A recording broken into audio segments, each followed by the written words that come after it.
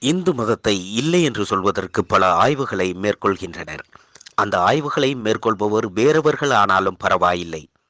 ஆனால் தன்னுடைய பிறப்புச் சான்றில் இந்து என்ற அடையாளத்தை வைத்துக்கொண்டே தான் யாரென்று தேடும் அறிவாளிகள் பலர்.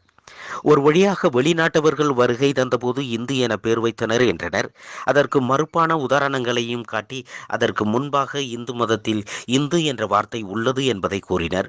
ஒரு மதத்தை இவர்களின் தேடல் விளையாட்டில் ஒரு வார்த்தைக்குள் சுருக்கி இவர்கள் முடிவாகிவிட்டனர். அப்படியே இவர்கள் தேடல் விளையாட்டை நீட்டித்து காலச்சக்கரத்தின் உதவி கிடைத்தால் ஆதிகாலம் சென்று ஆடையில்லா ஆதி மனிதரையும் சந்தித்து இந்து மதத்தை பற்றி விசாரித்து வரலாம். அதில் ஒரு சிக்கல், ஆதி மனிதருக்கு மொழி தெரிந்திருக்க வாய்ப்பில்லை. உணர்வுகளை ஓசையாக பரிமாறி இருப்பான்.